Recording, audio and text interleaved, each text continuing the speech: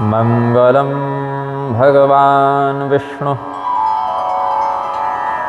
मंगलम गरुड़ध्वज मंगलम पुंडरीकाक्षो मंगलायतनो हरि मंगलम भगवान शंभु मंगलम वृषभध्वज मंगलम पार्वतीनाथो मंगलायतनो हरः मंगलम कौशलेन्द्राय महनीय गुणाभये चक्रवर्ती तनूजाय सार्वभौमाय मंगलम्।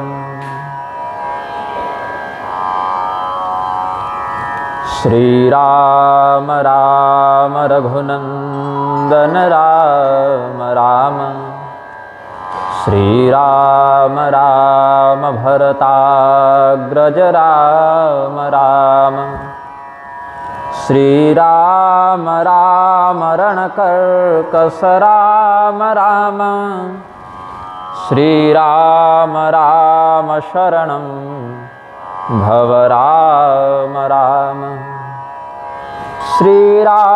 श्रीरामचंद्र चरणौ मनसा स्मरामि श्रीरामचंद्र चरणौ वचसा गृणामि श्रीरामचंद्र चरणौ शिरसा नमामि श्रीरामचंद्र चरणौ शरणं प्रपद्ये। आशासुराशी भवदङ्गवल्ली भासैव दासी कृतदुग्धसिन्धुं मन्दस्मितैर्निन्दितशारदेन्दुं वन्दे रविन्दासनसुन्दरीं त्वाम्। नारायणं नमस्कृत्य नरं चैव नरोत्तमं देवीं सरस्वतीं व्यासं ततो जयमुदीरयेत्। एहि हेरम्बमहेशपुत्र समस्तविघ्नौघविनाशदक्ष माङ्गल्यपूजां प्रथमप्रधान गृहाणपूजां भगवन् नमस्ते। सीतारामगुणग्राम पुण्यारण्यविहारिणौ वन्दे विशुद्धविज्ञानौ कवीश्वर कपीश्वरौ उल्लङ्घ्य सिन्धोः सलिलं सलीलं यः शोकवह्निं जनकात्मजायाः आदाय तेनैव ददाह लङ्काम् नमामि तं प्राञ्जलिराञ्जनेयम्। अखण्डमण्डलाकारं व्याप्तं येन चराचरं तत्पदं दर्शितं येन तस्मै श्रीगुरवे नमः। यत्पङ्कजाङ्घ्रिविभवे नमः अष्टपाशा नाक्रोशयन्ति मनुजं जठराग्निचक्रे नैवं पुनः प्रविशति हवदान्यवर्यो रामानुजो विजयते यतिराजराजः। भक्त्यामास्थानुमितिकरणाद्वेदवेदान्तघोषैर्वर्णाश्रम्यान् निहितनियमान् बाह्यजातीश्च म्लेच्छान् रामारक्तान् मथितमनसो रामतत्त्वे निधाय रामानन्दो रघुवरमती राजते पुण्यकीर्तिः।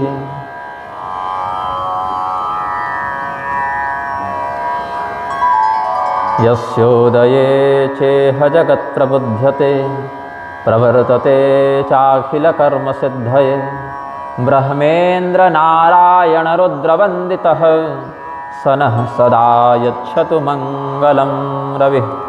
प्रेम से बोलिए आनंद कंद भगवान की जय।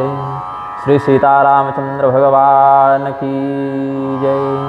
श्री केसरी नंदन हनुमान जी महाराज की जय। श्रीमद् गोस्वामी तुलसीदास जी महाराज की जय।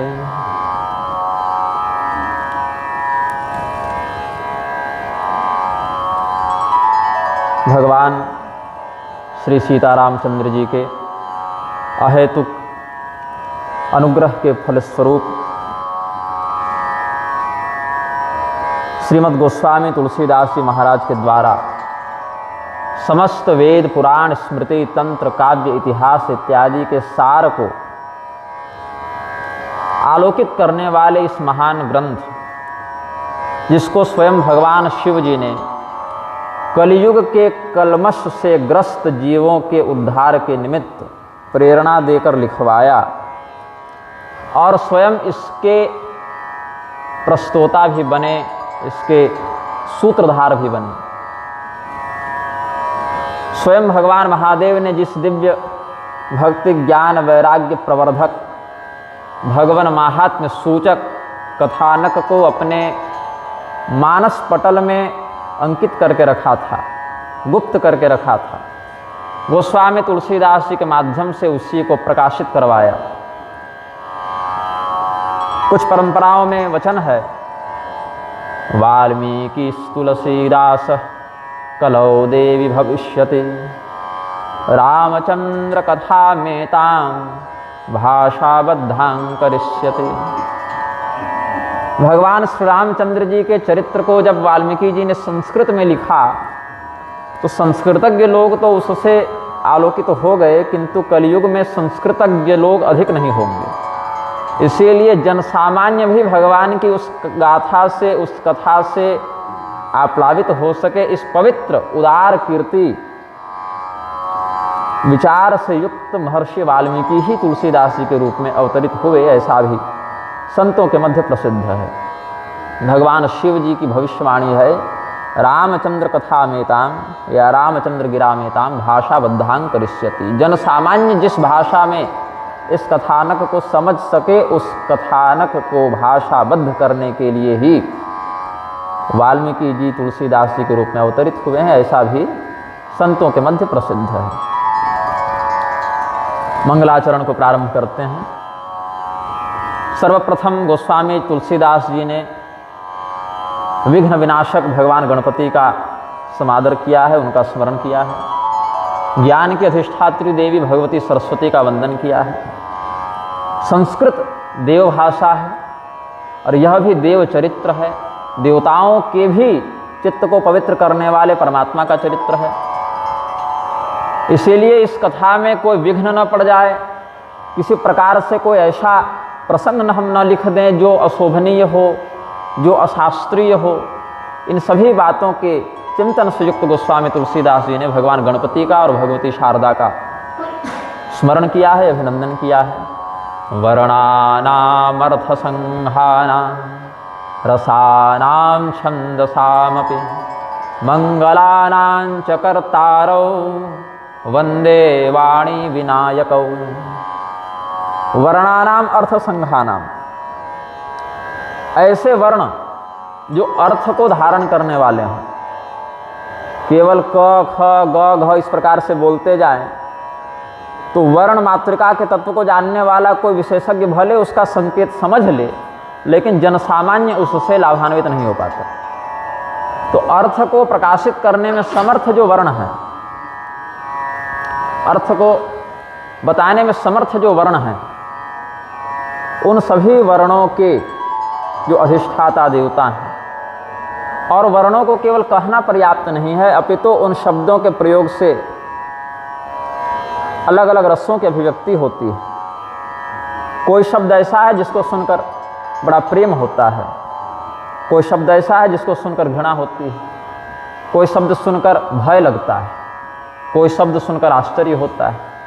तो साहित्य में नव रस बताए गए हैं। साहित्याचार्यों ने नव रसों की बात की है। श्रृंगार रस है, विभत्स रस है, भयानक है, रौद्र है, हास्य है, करुण है। रामायण के विषय में प्रसिद्ध है विद्वानों के मध्य की एको रस करुण एवं निमित्त भेदात। रामचंद्र जी की कथा का विस्तार करुण रस को प्रधानता में रखते हुए हुआ है, क्योंकि भगवान स्वयं भी करुणा वरुणालय हैं। तो करुणाप्लुत भगवान जो हैं उनका चरित्र भी करुणा के रस से आप्लावित है। यहाँ प्रत्येक घटना के बाद कोई न कोई एक ऐसा प्रसंग आएगा कि हृदय करुणा से व्याप्त हो जाए, नेत्रों में जल भर आए। तो करुणा से युक्त भगवान का चित्त भी है, करुणा से युक्त ऋषि महर्षियों का चित्त भी है। इसीलिए एको रसः करुण एवं निमित्त भेदात वाल्मीकि जी ने जब राम चरित्र लिखा, संस्कृत में लिखा, रामायण के नाम से उसकी प्रसिद्धि हुई, तो वहाँ पर करुणा के रस को ही प्रधानता से उन्होंने रखा है। तो जितने वर्ण हैं, वर्ण कितने हैं इस पर आचार्यों ने चिंतन किया। व्याकरण के मत में भगवान पाणिनि उपदेश करते हैं, पाणिनि शिक्षा में 63-64 वर्णा संभुमते मता प्राकृते संस्कृते चापि स्वयं प्रोक्ता स्वयं भुवा। 63 अथवा 64 वर्णों तक की गणना भगवान पाणिनि अपने शिक्षा शास्त्र में करते हैं, और यह कहते हैं कि ये 63 या 64 वर्ण हमने नहीं बताए, ये भगवान ब्रह्मदेव और भगवान महादेव की परंपरा में उपदिष्ट हैं। तो भगवान महादेव और भगवान ब्रह्मदेव ने लौकिक और वैदिक दोनों विधाओं का आश्रय लेकर यह कहा कि 63 या अधिकतम 64 वर्णों की हम बात अपनी परंपरा में मानते हैं। तो इतने वर्णों में जो अर्थ निहित है और इतने अर्थों से जो रस प्रवाहित होता है, फिर यहाँ पर अलग अलग कविता है, अलग अलग शैलियों में अलग अलग छंदों का प्रयोग किया गया है। लौकिक वैदिक 2 प्रकार के छंद होते हैं, जिसमें गायत्री, त्रिष्टुप, जगती, अनुष्टुप, बृहति, पंक्ति इत्यादि वैदिक छंद हैं।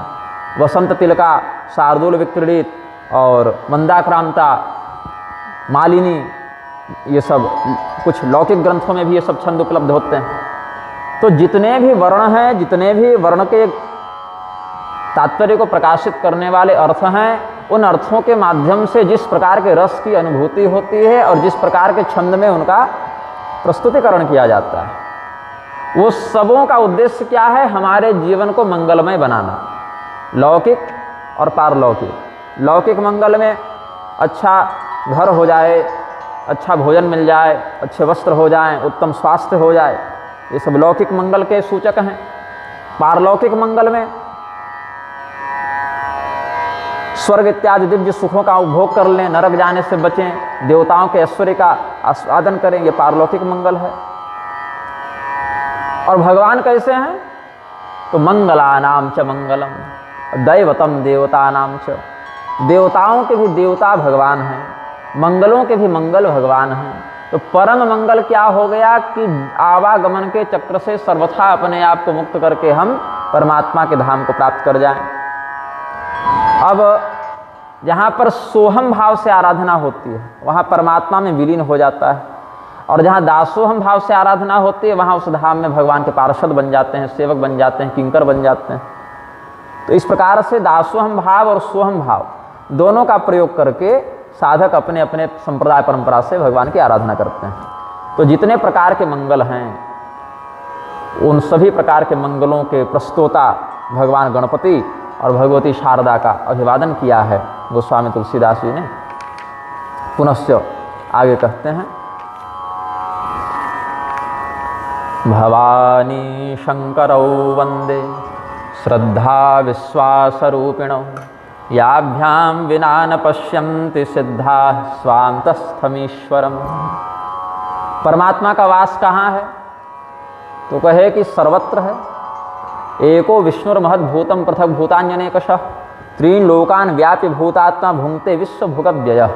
विष्णु सहस्रनाम में फलश्रुति के उपाख्यान में यह कहते हैं, भगवान नारायण ही, भगवान विष्णु ही एक होने पर भी, अखंड होने पर भी, अव्यय होने पर भी संपूर्ण चराचर में व्याप्त हैं और उसके उपभोक्ता भी हैं।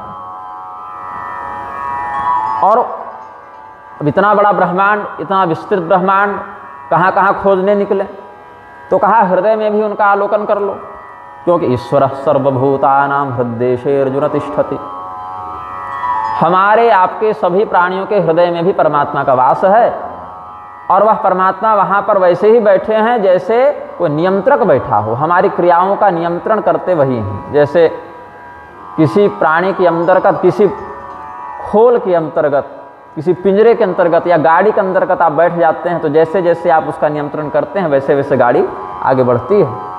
तो हमारे समस्त इंद्रियों के द्वारा जो भी क्रियाएं संपादित हो रही हैं वह हृदयस्थ उसी पारमात्मिक चेतन के माध्यम से संचालित हो रही है। तो प्रश्न उठा कि हमारे हृदय में इतने निकट में जब वो परमात्मा निवास कर रहे हैं, स्थित हैं, और ये तथ्य शास्त्रों ने निरूपित भी कर दिया, तो हम उनका अनुभव क्यों नहीं कर पाते? इसका उत्तर दिया मंगलाचरण के माध्यम से। भवानी शंकरौ वंदे श्रद्धा विश्वास रूपिणौ याभ्याम विना न पश्यन्ति सिद्धा स्वान्तस्थमीश्वरम। यद्यपि वह परमात्मा हमारे हृदय में विराजमान हैं, इसमें कोई संदेह नहीं है, किंतु हमारे हृदय में श्रद्धा और विश्वास का अभाव है, इसीलिए हम उनको नहीं देख पाते, नहीं अनुभूत कर पाते। जैसे बल्ब जल रहा है, पंखे चल रहे हैं, प्रकाश और ठंडक का, शीतलता का अनुभव कर रहे हैं, लेकिन अगर स्विच को बंद कर दिया जाए तो ये बल्ब और ये पंखे निष्क्रिय हो जाएंगे। अथवा स्विच ऑन भी हो लेकिन बिजली ही कट जाए तो भी ये उपकरण किसी कार्य में नहीं आएंगे। बिजली भी हो और स्विच भी ऑन हो तब जाकर ये बल्ब इत्यादि उपकरण कार्य करते हैं। तो श्रद्धा की भी आवश्यकता है, विश्वास की भी आवश्यकता है। और ये दोनों श्रद्धा और विश्वास के मूर्तिमान स्वरूप कौन है? बोले श्रद्धा के स्वरूप हैं भगवती पार्वती और विश्वास के स्वरूप हैं भगवान महादेव। तो भगवान महादेव का, भगवती गिरिजा देवी का स्मरण, वंदन यहाँ पर श्रद्धा और विश्वास के स्वरूप में किया है।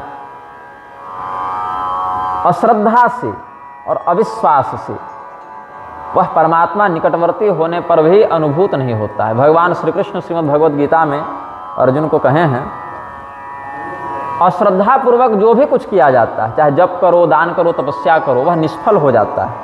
उसका इस लोक में भी कोई लाभ नहीं और परलोक में भी कोई लाभ नहीं। अश्रद्धया हुतम दत्तम तपस्तप्तं कृतं च यत् असदित्युच्यते पार्थ न च तत्प्रेत्यनो इह। ये 17वें अध्याय में भगवान श्री कृष्ण उपदेश करते हैं, अश्रद्धा से कलुषित चित्त के द्वारा जो भी किया जाए, हुतम हवन किया जाए, दत्तम दान किया जाए, तपस्तप्तम कोई तपस्या की जाए, वो सब असत कहलाता है। और असत तत्व का फल न इस लोक में मिलता है और प्रेत्य मतलब मरने के बाद भी उसका कोई लाभ नहीं मिलता। वो एक शारीरिक परिश्रम मात्र है, एक थकावट होगी शरीर में, खर्चा होगा, लेकिन उसका लौकिक पारलौकिक लाभ नहीं है। और यह भी कहा कि अश्रद्धालु व्यक्ति कितना भी भाग दौड़ कर ले लाभान्वित नहीं होता, इसीलिए उसका विनाश भी हो जाता है। समय भी खर्च हुआ, संसाधन भी खर्च हुआ और श्रद्धा नहीं थी तो उसका लाभ नहीं मिला। अज्ञश्चा श्रद्धानश्च संशयात्मा विनश्यति। किसका नाश होता है? बोले मूर्ख का नाश होता है। तो महाराज मूर्ख तो बहुत से लोग हैं, तो क्या सबका नाश हो जाएगा? बोले नहीं, यदि उसमें श्रद्धा है तो गुरु के उपदेश का आश्रय लेकर वह मूर्ख ही विद्वान भी बन जाएगा। बच्चा जब जन्म लेता है तो मूर्ख ही तो होता है, लेकिन विधि पूर्वक जब सदगुरु का आश्रय लेता है, उपदेश सुनता है, आचरण करता है, तो वही मूर्ख बाद में विद्वान भी बन जाता है। इसीलिए शिष्यों को क्या कहा? समित्पाणिम श्रोत्यम ब्रह्मनिष्ठम गुरुमभ्यसेत। हाथ में समिधा, कुशा इत्यादि ले जाकर तत्वनिष्ठ गुरु की शरण में जाकर उनका संसर्ग करे, उनकी उपासना करे, उनकी शरण में जाए। कुशपाणिर्विनीतवत, हाथ में कुशा इत्यादि का आसन लेकर या समिधा इत्यादि का, पवित्र इत्यादि का आश्रय लेकर, और विनीतवत, ये नहीं कि लड़ने भिड़ने पहुंच गए कि बताओ इतना जानते हो तो हमें भी कुछ बताओ, इतने बड़े विद्वान बनते हो तो हमें भी बताओ, वैसा नहीं। विनीतवत, विनम्रता पूर्वक जाए। तद्विद्धि प्रणिपातेन परिप्रश्नेन सेवया उपदेक्षन्ति ते ज्ञानम ज्ञानिनस्तत्वदर्शिनः। तद्विद्धि, उस परमात्मा के तत्व को जानो, लेकिन कैसे जानो? लाठी लेकर नहीं, प्रणिपातेन, शरणागति से, प्रपन्न होकर। और यदि एक बार पूछने पर गुरुजी न बताएं तो बार बार पूछो, समय अवसर पाकर। ऐसा नहीं कि एक ही बार में 10 बार पूछ दिए तो क्रोध भी हो सकता है। उचित अवसर को जानकर उचित विधि से बारंबार प्रश्न करो। और गुरुजी अगर बता दें और समझ में न आए तो भी बार बार प्रश्न करो, क्योंकि संकोच करोगे तो वह ज्ञान दूर चला जाएगा। इसलिए जब तक उसका तत्व यथार्थतः हृदय में अवस्थित न हो जाए तब तक उसका अनुशीलन करते रहो। और फिर भी यदि गुरुजी न बताना चाहें तो सेवा इत्यादि के माध्यम से उनको प्रसन्न करो, अपनी योग्यता को सिद्ध करो कि हाँ गुरुदेव हम आपके सच्चे शिष्य हैं। इस प्रकार से जब उनको लगेगा कि तुम्हें यह ज्ञान बताने पर तुम उस ज्ञान का निरादर नहीं करोगे, उस ज्ञान का तिरस्कार नहीं करोगे, उस ज्ञान को धारण करने का सामर्थ्य तुम में आ गया है, तब उपदेक्षन्ति ते ज्ञानम, उस ज्ञान का उपदेश कर देंगे, गुरु जी वह ज्ञान बता देंगे। तो मूर्ख व्यक्ति का भी कल्याण हो जाएगा यदि उसमें विनम्रता और श्रद्धा है, क्योंकि वह व्यक्ति गुरु से उस तत्व को जान लेगा। लेकिन इसमें एक और अनुशासन है, एक मर्यादा है। क्षुद्र पाखंड धूर्तेषु श्रद्धाहीनोपहासके ज्ञानम न तत्थतामेति यदि शंभु स्वयं वदे। कोई व्यक्ति क्षुद्र बुद्धि का है, उसमें श्रद्धा नहीं है, पाखंडी है, धूर्त है, तमाशा करने केवल पहुंच गया है पूछने के लिए कि सभा चल रही है, प्रवचन हो रहा है, तो बीच में खड़ा होकर उनके ज्ञान की परीक्षा लेने के लिए कोई तगड़ा सवाल पूछ दो, कोई पहले पूछ दो, उपहास करने के लिए कोई पूछ सकता है। तो ऐसे व्यक्ति के पास ज्ञान टिकता नहीं है। भगवान महादेव भी अगर ऐसे व्यक्ति को ज्ञान दें, यदि शंभु स्वयं वदे, तो भगवान शंभु भी, महादेव भी यदि ऐसे मूर्ख को, धूर्त को, पाखंडी को अगर उपदेश कर दें, तो वह ज्ञान मिलने पर भी धारण नहीं कर सकता। जैसे छिद्र युक्त पात्र में कितना भी जल भरते जाएं, वह पात्र बहता जाता है, वह टिकता नहीं है। इसीलिए कहा श्रद्धा का, विश्वास का होना आवश्यक है। तो अज्ञश्चा श्रद्धानश्च संशयात्मा विनश्यति। ऐसा व्यक्ति जो मूर्ख भी है, अश्रद्धालु भी है और बहुत प्रकार के संशयों से घिरा हुआ है, भ्रांत चित्त है, ऐसा व्यक्ति नष्ट हो जाता है। नायम लोकोस्ति न परो न सुखम संशयात्मनः। जिसके हृदय में बड़ा भारी संशय होगा, उसको न इस लोक में शांति है न परलोक में शांति है। इसीलिए आप श्री रामचरितमानस के भी आगे के प्रकरणों पर ध्यान देंगे तो भरद्वाज जी ने याज्ञवल्क्य जी के सामने कहा है कि हमें बड़ा संशय होता है, बड़ी शंका है। देवी सती ने या देवी पार्वती ने प्रश्न किया है, गरुड़ जी ने प्रश्न किया है अपने अपने आचार्यों के समक्ष कि हमें बड़ा भारी संशय मेरे हृदय में हो रहा है।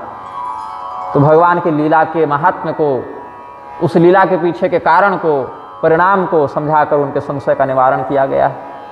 तो गुरु वेदांत वाक्येषु विश्वास श्रद्धा। विश्वास और श्रद्धा का आपस में अनन्योन्याश्रित संबंध है।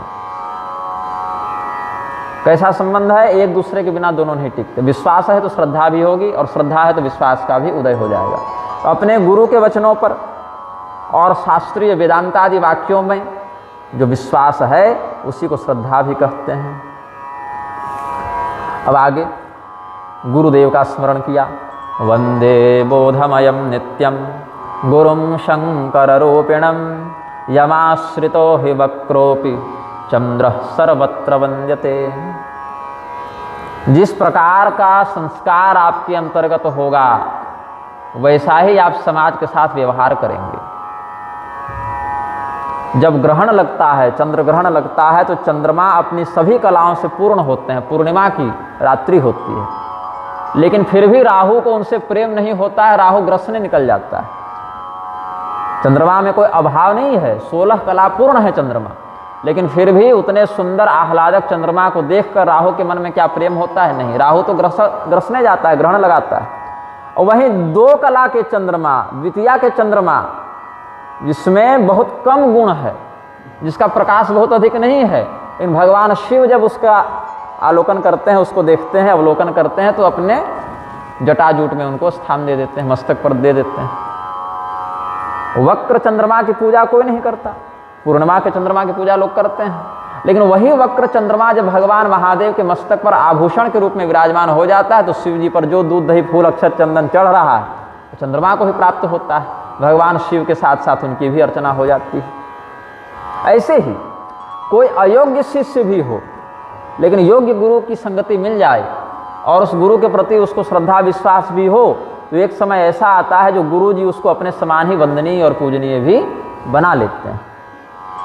और ऐसे गुरु कौन? केवल बहुत संपदा अर्जित करने वाले, बहुत शिष्यों से युक्त, बहुत बड़े मठ के महंत नहीं, बोधमय होने चाहिए। ये अर्हता शास्त्र बताते हैं। स्वयं उस परमात्मा के बोध से युक्त और शिष्य को परमात्मा के बोध प्रदान करने में समर्थ। अगर स्वयं भी न जाने तो बताएं क्या, और जान जाएं लेकिन इतना कठिन उपदेश करें कि शिष्य को समझ में ही न आए या समझाने का धैर्य न हो, तो भी समस्या है। तो शं कल्याणम शिवम करोति इति शंकर। जो कल्याण करे वह शंकर कहलाते हैं। तो गुरु को भी शंकर कहा गया। शंकराचार्य आदि के रूप में भी अवतरित हुए ही हैं शिव जी, ज्ञान प्रदान करने के लिए, बोध प्रदान करने के लिए, वो भी बात है। ज्ञानी नाम अग्रगण्यम, हनुमान जी के रूप में रुद्रावतार हनुमान जी भी ज्ञानियों में अग्रगण्य हैं। और यहाँ पर भी कहते हैं कि भगवान महादेव के ही चलते फिरते स्वरूप जो गुरु जी हैं, शिव स्वरूपी जो गुरु जी हैं, वो कैसे हैं? नित्य हैं। मतलब शरीर की दृष्टि से नहीं, तत्व की दृष्टि से वे अविनाशी हैं। गुरु तत्व का विखंडन नहीं होता है। शरीर का तो जन्म और मरण होता है। ये माइक खींच लेगा इसका स्वर, हाँ उसका स्वर बड़ा जोर से चलता है, वो तो माइक उसका स्वर खींच लेता है। हाँ। तो गुरु कैसे हैं? बोधमय हैं, अपने हृदय में परमात्मा के ज्ञान को धारण करने वाले हैं और अपने शिष्य को वह ज्ञान प्रदान करने वाले हैं, अविनाशी हैं और कल्याण स्वरूपी हैं। यमाश्रितो हि वक्रोपि चंद्र सर्वत्र वंद्यते। और जिस प्रकार से भगवान महादेव के आश्रय से चंद्रमा भी, वक्र चंद्रमा भी, टेढ़ा चंद्रमा भी पूजनीय हो जाते हैं, वैसे ही अयोग्य और अज्ञानी शिष्य भी अगर सद्गुरु की संगति करे तो उनके गुण के प्रभाव में आकर, उनकी सत्संगति के प्रभाव में आकर सुशोभित हो जाता है। वन अहम बोधमयम ज्ञानमयम नित्यम जरामरण रहितम शंकर रूपिणम गुरुं वंदे हि निश्चय। यमाश्रितो वक्रः कुटिलोपि चंद्रः सर्वत्र वंद्यते। ऐसा भाव रखना है कि मैं विज्ञान स्वरूपे अविनाशी गुरु जी का आश्रय ग्रहण करता हूँ, जो परमात्मा के बोध से युक्त हैं और हमें भी परमात्मा के बोध को प्रदान करने में समर्थ हैं। जिस प्रकार से विकारग्रस्त या अपूर्ण चंद्रमा भी शिव जी का आश्रय प्राप्त करके पूजनीय हो जाता है, वैसे ही हम अपूर्ण अज्ञानी व्यक्ति भी ऐसे सद्गुरु का आश्रय प्राप्त करके कल्याण के मार्ग पर अग्रसर हो जाए, ऐसा चिंतन करना है। उसको बंद ही कर दीजिए स्वामी जी, बड़ा ध्वनि कर रहा है तो विघ्न करेगा वो। उसका मोटर लगता है तो विशेष ध्वनि करता है। फिर श्री हनुमान जी का स्मरण किया है गोस्वामी जी ने। सीता राम गुणग्राम पुण्यारण्य विहारिण। हनुमान जी कैसे स्वरूप में हैं? बोले आकृति से वानर दिखते हैं, वानराकृति में हनुमान जी हैं, बंदर के समान बाहरी वेशभूषा उनकी है। और अंदर से क्या है? तो श्रीमद् भागवत महापुराण में उद्धव जी को हनुमान जी का परिचय देते हुए भगवान कृष्ण कहते हैं किम पुरुषाणाम हनुमान। किम पुरुष नाम की एक अलग देव योनि है।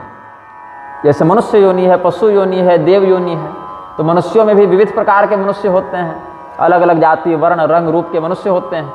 ऐसे ही देवताओं में भी अलग अलग जातियाँ होती हैं। आदित्य हैं, वसु हैं, रुद्र हैं, मरुदगण हैं, विश्वदेव हैं, यक्ष हैं, विद्याधर हैं, सिद्ध, चारण, अलग अलग प्रकार के देवता भी होते हैं। तो उसमें हनुमान जी जो है वो किमपुरुष प्रजाति के देवता हैं। और जितने भी किमपुरुष देवता हैं उनमें सर्वश्रेष्ठ हनुमान जी हैं, बल्कि हनुमान जी तो भगवान की ही विभूति हो गए किमपुरुषों के मध्य। तो वानर जो है वो जंगल में रहते हैं और वाल्मीकि जी ऋषि महर्षि के रूप में हैं। वाल्मीकि जी भी ऋषि होने से वनवासी हैं, जंगल में रहते हैं। तो ये कौन से जंगल में रहते हैं ये पूछा गया, इनका पता क्या है? तो कोई कह दे कि दंडकारण्य में रहते हैं, कोई कहते कि किष्किंधा में रहते हैं, कोई कह दे गंधमादन पर्वत पर रहते हैं, कोई कह दे कि तमसा नदी के तट पर रहते हैं। तो ये तो भौतिक स्थान हो गया इनका, लेकिन हनुमान जी का और वाल्मीकि जी का वास्तविक स्थान क्या है? सीताराम गुणग्राम पुण्यारण्य विहारिण। पवित्र वन में रहते हैं। पवित्र कौन है? परमात्मा के अतिरिक्त पूर्ण पवित्र कोई नहीं है। जो भी सृष्टि के अंतर्गत है, सात्विक राजस तामस इन तीनों गुणों से युक्त है और सकल है, निष्कल नहीं है। तो इसीलिए निष्कल परमात्मा ही पवित्र है। और भगवान तो इन भौतिक पवित्र तत्वों से भी पवित्र हैं, इनको पवित्र करने वाले हैं। पवित्राणाम पवित्रम यो मंगलानाम च मंगलम। तो भगवान क्या है? पवित्रतम है, उनसे श्रेष्ठ और उनसे पवित्र कोई नहीं। और भगवान का जो मंगल कथानक है वही वन है। अलग अलग श्लोक, अलग अलग छंद, अलग अलग चौपाई, अलग अलग मंत्र, अलग अलग दोहा, अलग अलग स्तुतियाँ, स्तोत्र, यही सब उस जंगल के सुंदर सुंदर वृक्ष, वनस्पति, लता पत्रादिक हैं। ऐसे भगवान श्री सीता रामचंद्र जी के पवित्र कथानक रूपी जंगल में विहार करते हैं हनुमान जी और वाल्मीकि जी। और ये कोई सामान्य मनुष्य और बंदर नहीं, अपितु विशुद्ध विज्ञान को धारण करने वाले तत्वनिष्ठ ज्ञानी हैं। कविश्वर कपीश्वर, कवियों के जो स्वामी हैं और वानरों के जो स्वामी हैं। यद्यपि वानर राज कौन है? सुग्रीव हैं, लेकिन वो तो भौतिक धरातल पर हो गए ना, किष्किंधा नरेश सुग्रीव। तात्विक रूप से देखें तो सुग्रीव जी भी हनुमान जी से ज्ञान की दृष्टि से या भक्ति की दृष्टि से अवर ही कहलाएंगे, क्योंकि राम तत्व को हृदय से प्रकाशित करने का सामर्थ्य केवल हनुमान जी का है। और सुग्रीव जी को राम तत्व से परिचय कराने वाले भी हनुमान जी ही थे, तो सुग्रीव जी के लिए हनुमान जी एक प्रकार से गुरु भी हो गए, क्योंकि भगवान से भेंट तो वही कराए हैं, भगवान के तत्व का उपदेश तो वही किए हैं।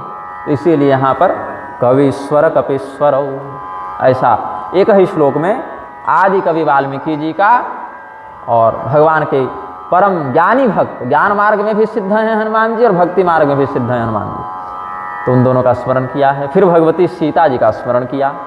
उद्भव स्थिति संहार कारिणीं क्लेशहारिणीं सर्वश्रेयस्करीं सीतां नतो हम राम वल्लभाम। ये बड़ा अद्भुत श्लोक है।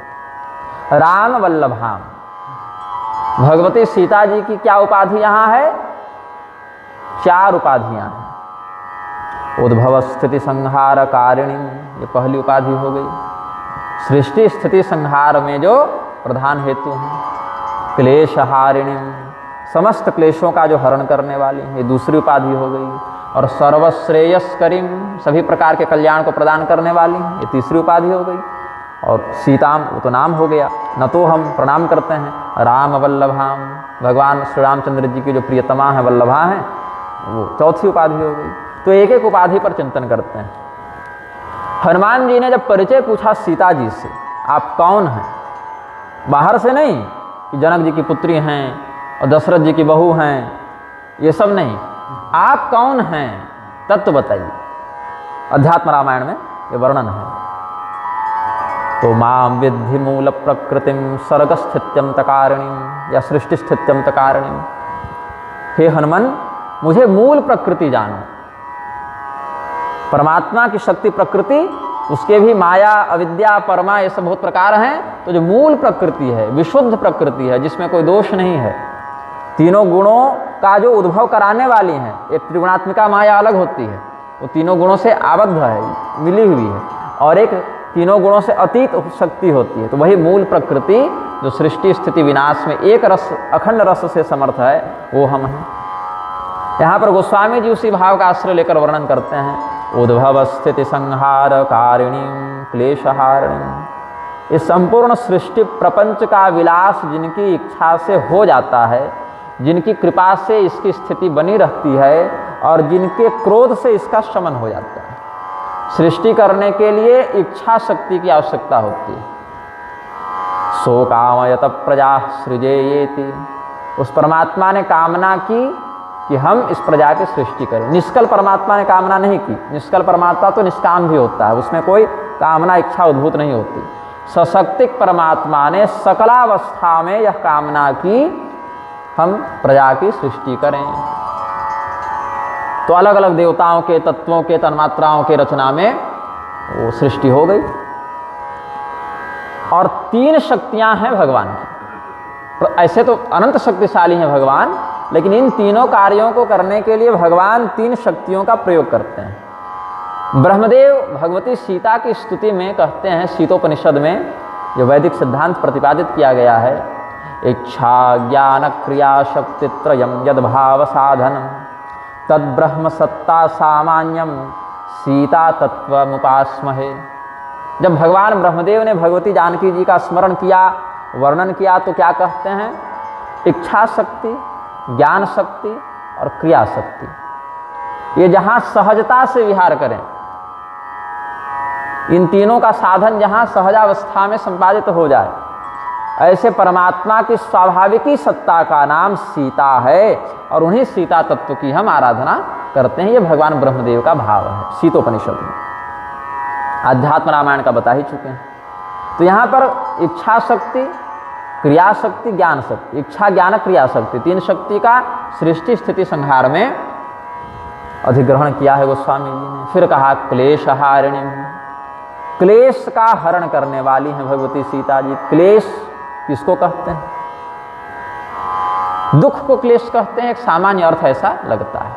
लेकिन इसका एक और भी दार्शनिक पक्ष है।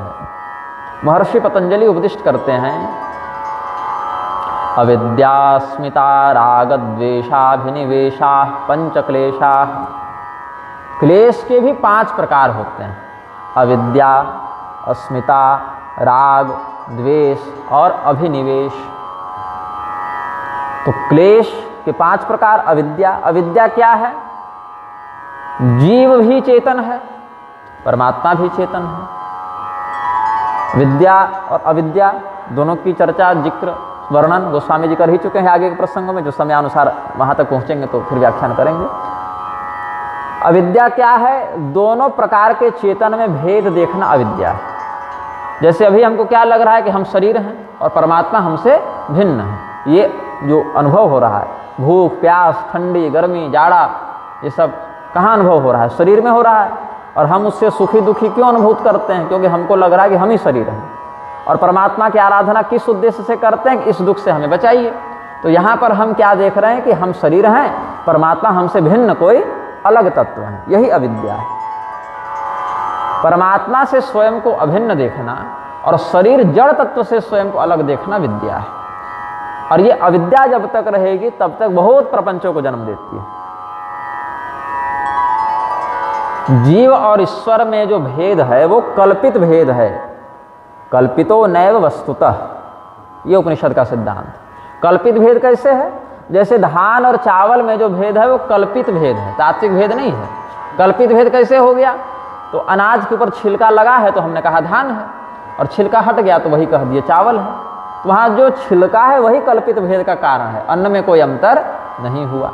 ऐसे इस छिलके के अंदर जो चेतन फंसा हुआ है वो जीव है, और छिलके से मुक्त जो चेतन है वो शिव है, परमात्मा है। यही कल्पित भेद है, जिसमें शरीर मिथ्या है, शरीर नश्वर है, इसकी कोई पारमार्थिक सत्ता नहीं है। लेकिन इसको अविनाशी समझ लेना, इसी को आत्मा समझ लेना, आत्मा और देह में एकता का भाव और जीव और ईश्वर में अनेकता का भाव समझ लेना, इति प्राथमिको भ्रमः। अन्नपूर्णोपनिषद में वेद ने कहा ये प्रधान भ्रम है। तुषबद्धो व्रीहिरुच्यते जनैस्तु सहीनस्तण्डुलेति कथ्यते। छिलके से युक्त जब वह अन्न रहता है तो उसको धान कहते हैं, और छिलका छूट जाए तो वही अनाज हमारे लिए चावल बन जाता है। तो इस प्रकार से यह चिंतन करना चाहिए कि ये जो भेद वर्णित है वो कल्पित भेद है, तात्विक भेद नहीं है। तो पहला क्लेश हो गया अविद्या। अब हमने यह भ्रमवशात मान लिया कि हम ही शरीर हैं, तो इस शरीर से होने वाली समस्त क्रियाओं का उत्तरदायित्व तो भी हम स्वयं स्वीकार करने के लिए विवश हो जाएंगे। जिस प्रकार से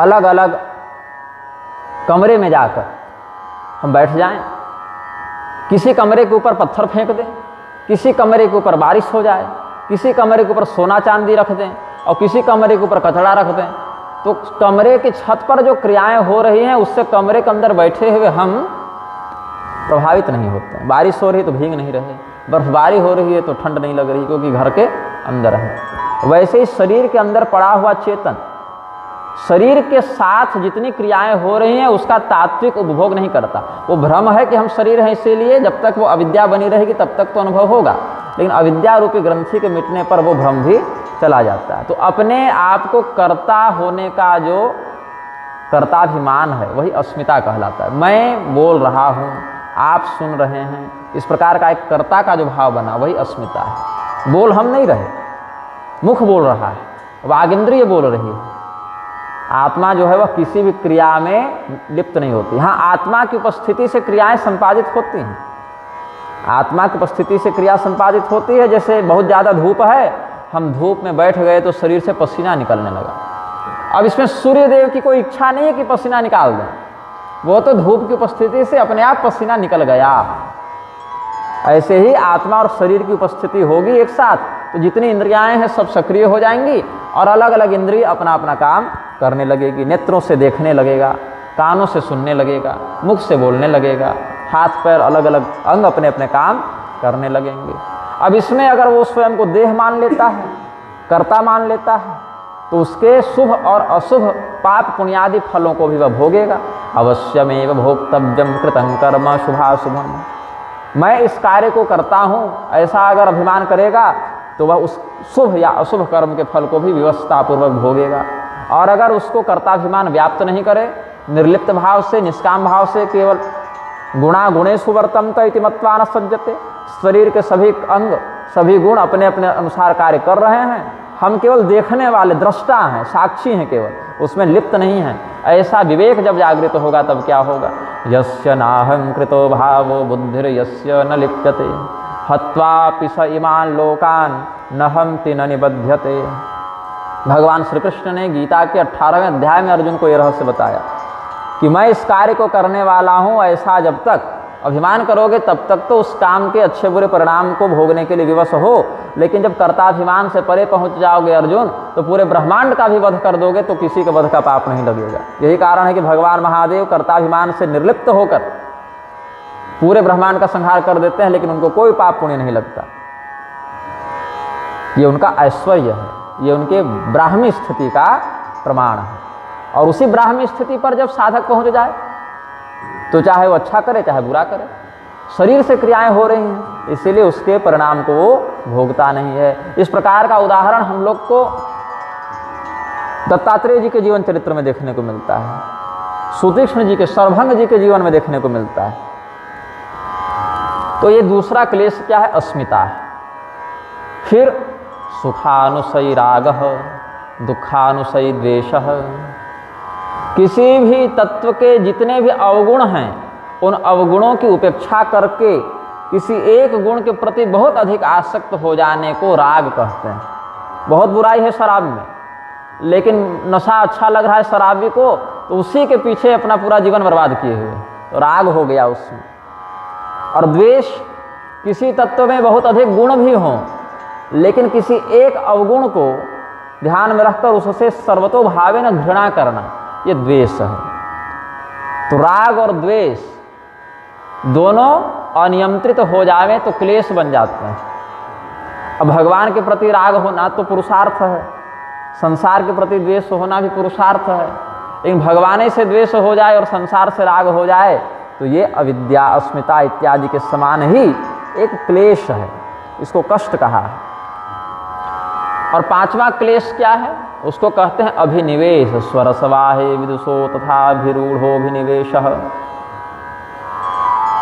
हम मर जाएंगे तो हमारी पत्नी का क्या होगा, बच्चे का क्या होगा, माता पिता का क्या होगा, ये चिंता। या हमें मरने में बड़ा कष्ट होगा, शरीर बड़ा तड़पेगा, बार बार बीमार पड़ेंगे, बूढ़े हो जाएंगे, ये तड़प है, वो दुख है। शरीर से उठने वाले मृत्यु इत्यादि दुखों का बारंबार चिंतन करते हुए आतंकित रहना ही अभिनिवेश नामक क्लेश है। और ये क्लेश बड़ा विचित्र है, ये विद्वान को भी लगता है और मूर्ख को भी लगता है, राजा को भी लगता है और दरिद्र को भी लगता है, युवा को भी लगता है, बालक को भी लगता है, वृद्ध को भी लगता है। मृत्यु का भय सबको लगता है। और क्यों लगता है? क्योंकि हम मर जाएंगे ऐसा भ्रम है। क्यों भ्रम है? क्योंकि हम क्या हैं यही पता नहीं है, शरीर ही हम हैं ऐसा स्वयं को मान बैठे हैं, जबकि हम चेतन हैं ये बोध नहीं है। यदि ये बोध हो जाए, तात्विक बोध हो जाए, केवल कहने सुनने की बात नहीं, वो तो पढ़ लिया हमने, बोल लिया हमने, सुन लिया हमने। तात्विक बोध, जैसे अग्नि के गर्म होने का हमें तात्विक अनुभव है कि आग में हाथ रखेंगे तो जलेंगे, इस प्रकार का तात्विक बोध जब हो जाए, जैसे दूध है और पेट्रोल है, दोनों अलग अलग तत्व हैं, इसका बोध है, बिल्कुल इसमें भ्रम नहीं हो सकता। ऐसे ही आत्मा अलग है और शरीर अलग है, और मरता शरीर है, आत्मा नहीं। आत्मा क्या है? न जायते म्रियते वा कदाचिन्नायं भूत्वा भविता वा न भूयः अजो नित्यः शाश्वतोऽयं पुराणो न हन्यते हन्यमाने शरीरे। ये जन्म नहीं लेता, ये मरता भी नहीं है, बारंबार होना और मिटना भी इसका स्वभाव नहीं है। ये अज है, अजन्मा है, नित्य है, अविनाशी है, शाश्वत है, अपरिवर्तनशील है और पुराना है, मतलब कब से इसकी स्थिति है कोई नहीं जानता। और शरीर के बारंबार नष्ट होने पर भी जो नष्ट न हो वही आत्म तत्व है, ऐसा भगवान श्री कृष्ण ने श्रीमद् भगवद गीता के 2 अध्याय में अर्जुन को बताया है। तो हम मर जाएंगे ऐसा भ्रम क्यों होता है? क्योंकि हमें लगता है हम शरीर हैं, आत्मा है ऐसा बोध नहीं, इसीलिए भय होता है। और यही भय जो है वो पांचवा क्लेश है, जिसको कहते हैं अभिनिवेश।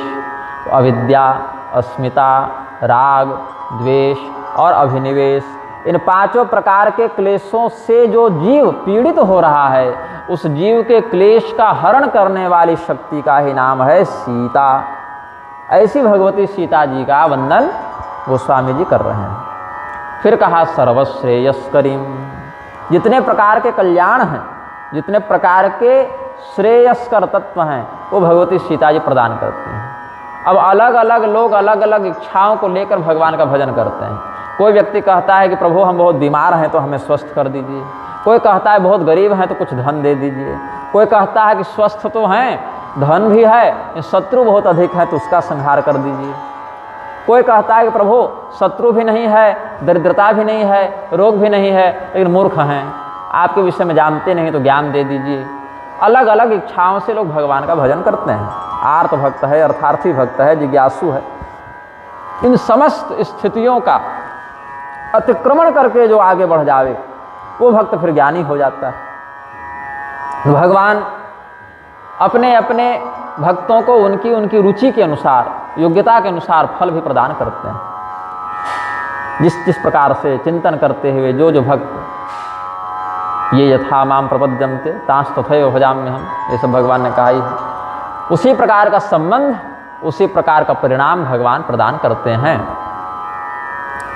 और इसमें भगवती सीता जी, अच्छा एक विषय और है, अगस्त संहिता में एक बड़ा सुंदर अनुशासन महर्षि अगस्त ने अपने शिष्य सुतीक्ष्ण जी को बताया। यद्यपि भगवान श्री रामचंद्र जी का नाम संतान भी देता है, स्वास्थ्य भी देता है, पैसा कौड़ी भी देता है, शत्रुओं का नाश भी करता है, अलग अलग कामनाओं से युक्त श्री राम मंत्र के प्रयोग भी शास्त्रों में वर्णित हैं, लेकिन इनका प्रयोग न करे तो ज़्यादा अच्छा है। धन प्राप्ति करने के लिए और स्वास्थ्य प्राप्ति के लिए और पत्नी पुत्र प्राप्ति करने के लिए भी भगवान का मंत्र प्रयोग में है, शास्त्रों में वर्णित विधान है, लेकिन प्रयोग न करे तो ज़्यादा अच्छा है। क्योंकि खरगोश को मारने के लिए ब्रह्मास्त्र चलाने को वीरता नहीं कहते हैं। बड़ा सुंदर एक उदाहरण दिया है अगस्त मुनि ने कि किसी को खरगोश मारना हो तो ब्रह्मास्त्र चलाने को बुद्धिमानी नहीं कहते हैं। ऐसे ही ये सब सांसारिक भौतिक विषय वासना की पूर्ति करने के लिए सीधे भगवान के नाम का प्रयोग कर देना भी उचित नहीं है। अब इसमें दो प्रकार के भक्त होते हैं। एक भक्त वो है जो कहता है कि हम भगवान के अतिरिक्त किसी से कुछ मांगेंगे ही नहीं। पैसा मांगना है तो भगवान से मांगे, पुत्र चाहिए तो भगवान से मांगेंगे, पत्नी चाहिए भगवान से मांगेंगे, अच्छा शरीर स्वास्थ्य चाहिए, बढ़िया व्यापार में तरक्की चाहिए, अच्छा ज्ञान चाहिए, भगवान से मांगेंगे। हम भगवान के अतिरिक्त किसी से कुछ मांगेंगे ही नहीं, किसी के सामने हाथ फैलाएंगे ही नहीं। एक प्रकार के भक्त ऐसे भी होते हैं। और दूसरे प्रकार के भक्त ये होते हैं जो कहते हैं कि भगवान ने जो हमें दिया है वो पर्याप्त है, जैसा उनको उचित लगा हमारे प्रारब्धानुसार उन्होंने दिया है, हमको इसमें कोई आपत्ति नहीं, हमको कोई आकांक्षा नहीं, हम भगवान से कुछ मांगेंगे ही नहीं। तो तीन प्रकार के भक्त बताए हैं शास्त्रों में। अकामः सर्वकामो वा मोक्ष काम उदारधी तीव्रेण भक्ति योगेन यजेत पुरुषं परम। तीन प्रकार के भक्त हैं। सर्वकाम भक्त जो भगवान से सब कुछ मांगे, दूसरा है मोक्ष काम भक्त जो भगवान से संसार का तो कोई विषय न मांगे लेकिन मोक्ष मांग ले, और तीसरे प्रकार के भक्त और अनूठे होते हैं जो मोक्ष भी नहीं मांगते, वो अकाम भक्त हैं। तीन प्रकार के भक्त की चर्चा है। एक जो सब कुछ मांगे भगवान से, दूसरे जो संसार का कोई विषय न मांग कर केवल मोक्ष मांग लें, और तीसरे जो मोक्ष भी मांगना पसंद न करें। यदि हम मोक्ष के अधिकारी होंगे तो भगवान दे देंगे, और नहीं होंगे तो फिर अपनी योग्यता बढ़ाएंगे और भजन करेंगे, लेकिन मांगेंगे कुछ नहीं। तो इस प्रकार से तीन स्तर हैं भक्तों के, और अपने अपने विश्वास श्रद्धा के माध्यम से अलग अलग भक्त अलग अलग प्रकार से आराधना करते हैं, और लौकिक एवं पारलौकिक श्रेय कल्याण भगवती सीता जी उनको प्रदान भी करती हैं। इसमें कहते हैं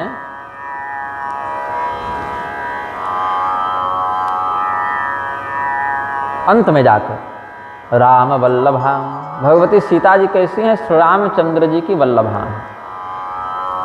रमन्ते योगिनो यस्मिन् स रामः, ये भी अर्थ लगता है। राचेति लक्ष्मी वचनो मश्चापीश्वरवाचक, ये भी अर्थ लगता है। और राशब्दाद विश्ववचनो मश्चापीश्वरवाचक, ये भी अर्थ लगता है। समस्त विश्व में जो ऐश्वर्य विद्यमान है, श्री तत्व विद्यमान है, लक्ष्मी तत्व विद्यमान है, उनके जो स्वामी हैं ऐसे लक्ष्मीपति श्रीपति भगवान रामचंद्र जी हैं, ये भी अर्थ है। संपूर्ण संसार से जिनका मन दूर चला गया हो, संसार के प्रति आसक्ति बुद्धि का जिन्होंने परित्याग कर दिया हो, उनका चित्त भी, ऐसे योगियों का चित्त भी भगवान में जाकर रमण करता है, ये दूसरा अर्थ है। तीसरा अर्थ यह भी है, संपूर्ण विश्व को रा इस शब्द से लक्षित करते हैं, और उस विश्व के जो स्वामी हैं, जगत के जो नाथ हैं, ऐसे भगवान विश्वनाथ, भगवान जगन्नाथ, भगवान श्री रामचंद्र जी हैं, ऐसा भी अर्थ लगता है। तो संपूर्ण विश्व के जो षडैश्वर्य संपन्न अव्याहत गति परमात्मा है, जिनमें कोई न्यूनता नहीं, कोई न्यूनाधिक्य दोष नहीं, ये भगवान ने संसार बनाया तो कुछ कम हो गए, या संसार उनमें समाहित हो गया तो भगवान का वजन बढ़ गया, इस प्रकार से न्यूनाधिक्य विकारों से जो परे हैं, इच्छा तृष्णा प्रेम राग द्वेष आसक्ति घृणा इत्यादि विकारों से जो परे हैं, जिनके सामर्थ्य की तुलना किसी अन्य तत्व से नहीं की जा सकती, अपनी क्रियाओं को करने के लिए जो किसी अन्य तत्व पर आश्रित नहीं हैं, ऐसे ही स्वशक्ति संवेद्य भगवान श्री रामचंद्र जी की वल्लभा हैं, आंतरिक अभिन्न आह्लादनी शक्ति भगवती सीता जी हैं, ऐसा स्मरण किया है। अब 5 श्लोकों तक मंगलाचरण किया। सबसे पहले भगवान गणपति का, भगवती शारदा का वंदन किया, फिर भगवान गौरी शंकर का वंदन किया, फिर सद्गुरुदेव का वंदन किया, फिर हनुमान जी और वाल्मीकि जी का वंदन किया, फिर भगवती सीता जी का वंदन किया। अभी तक श्री रामचरितमानस में श्री राम जी की वंदना नहीं की। श्री राम जी की वंदना से पहले उन लोगों का वंदन किया जिन्होंने भगवान श्री रामचंद्र जी के तत्व को जाना, क्योंकि हम तो नहीं जानते, तो जो जानता है उससे पूछेंगे। अगर हम कहीं जा रहे हैं और लक्ष्य पता है लेकिन मार्ग पता नहीं हो, तो जो उस मार्ग पर चल चुका है या जो उस मार्ग का विशेषज्ञ है उससे मार्गदर्शन लेते हैं। वैसे ही भगवान गणपति से, भगवती शारदा से, भगवान महादेव जी से, भगवती पार्वती से, सद्गुरुदेव जी से, भगवान वाल्मीकि से, भगवान हनुमान जी से, भगवती सीता जी से चरण वंदना करते हुए प्रार्थना करते हैं कि आप हमें श्री राम तत्व का बोध कराएं, क्योंकि आप उनके निकट हैं, आप उनके तत्व से जुड़े हुए हैं, आपको उनका अनुभव है। तो अब गोस्वामी जी छंद बदल रहे हैं। अभी तक तो अनुष्टुप छंद में स्तुति कर रहे थे, अब शार्दूल विक्रीडित छंद का आश्रय ले रहे हैं। यन्मायावशवर्ति विश्वमखिलं ब्रह्मादिदेवासुरा यत्सत्त्वादमृषैव भाति सकलं रज्जौ यथा हिर्भ्रमः यत्पादप्लवमेकमेव हि भवाम्भोधे स्थितिर्षावताम् वन्देऽहं तमशेषकारणपरं रामाख्यमीशं हरिम्। यन्मायावशवर्ति विश्वमखिलम्, संपूर्ण संसार एक व्यवस्थित संविधान से चल रहा है, और उस संविधान का नाम है शास्त्र। वेद और वेद सम्मत पुराण तंत्र इतिहास आदि स्मृति इत्यादि शास्त्र ही इस ब्रह्मांड के संविधान हैं। इसी व्यवस्था के आधार पर यह संसार गतिमान है, सक्रिय है। अगर कोई ऐसी बात हो जाए जो इस व्यवस्था का खंडन करे तो भगवान तुरंत वहाँ समाधान कर देते हैं, शोधन कर देते हैं अलग अलग अवतारों के माध्यम से। तो जिनकी माया के वशीभूत होकर ब्रह्मा इत्यादि समस्त देव अपना अपना कार्य कर रहे हैं, लेकिन फिर भी भ्रमित हो जाते हैं उस मूल कारण को समझने में, उस मूल परमात्मा को जानने में। भगवान कहते हैं ना, दैवी हेषा गुणमयी मम माया दुरत्यया मामे वये प्रपद्यन्ते माया में ताम तरन्ति ते। हमारी यह जो माया है वह कैसी है? दैवी है, दिव्य है और गुणमयी है। इसने जो रस्सी लगा रखी है लोगों को बांधने के लिए, वश में करने के लिए रस्सी लगाम इत्यादि का प्रयोग करते हैं। तो माया के पास 3 तरह की रस्सियां हैं, सात्विक, राजस और तामस। ये 3 गुणों का प्रयोग करके, इन्हीं पाशों का प्रयोग करके जीव को पशु के समान वो माया बांध के रखती है। तो उस माया के पति कौन है, स्वामी कौन है, भगवान। और जब तक मायापति की अनुशंसा न हो जाए तब तक वह व्यक्ति अपने परिश्रम से, अपने उपक्रम से माया को पार नहीं कर सकता। इसमें भी 3 स्तर होते हैं, एक है मल, एक है विक्षेप और एक है आवरण। मल क्या है? स्थूल अज्ञान मल है और सूक्ष्म अज्ञान ही विक्षेप है। जैसे हमारे पास कोई बर्तन है, थाली है, लोटा है, गिलास है, वो कीचड़ में गिर जाए तो हम क्या करते हैं? बाहर से धो लिए, वो शुद्ध हो गया, उसका मार्जन कर दिए, प्रोक्षण कर दिए, वह शुद्ध हो गया पात्र। हमारे शरीर में ही गंदगी लग जाए तो नहा लिए, शुद्ध हो गया। तो ये स्थूल अज्ञान है, मोटा मोटा अज्ञान है, गंदगी है लेकिन बहुत गहराई से इस गंदगी ने हमें पकड़ा नहीं है। सामान्य उपाय करके भी व्यक्ति इससे मुक्त हो सकता है। तो मल रूपी पाश का निवारण करने में शिष्य अपने साधना से, भजन से समर्थ हो जाता है। लेकिन इसके बाद एक गंभीर समस्या आती है जिसको कहते हैं विक्षेप। ये अंदरूनी समस्या है, इसमें हम अपने परिश्रम से ठीक नहीं कर सकते, इसके लिए विशेषज्ञ के पास जाना जाएगा। तो वो विशेषज्ञ कौन है? बोले गुरु उसके विशेषज्ञ हैं। क्योंकि लोटे में गंदगी लग गई तो हमने धो दिया, लोटा शुद्ध हो गया, लेकिन चावल में अगर कीड़े हों या कंकड़ हों तो केवल धो देने से वो साफ नहीं होता, उसको ध्यान से चुनना पड़ता है, उसमें परिश्रम अधिक है, केवल धो देने से उसका समाधान नहीं है। तो विक्षेप का समाधान ऐसे नहीं होगा प्रणिपातेन परिप्रश्नेन, शरणागति में जाकर बारंबार प्रश्न करके गुरुमुख से उस शंका का समाधान प्राप्त करने से ही वो अज्ञान दूर होगा। तो स्थूल अज्ञान जो है वो भजन करके, साधना करके, जप करके, अपने विवेक से, सत्संगति से शिष्य स्वयं दूर कर लेता है।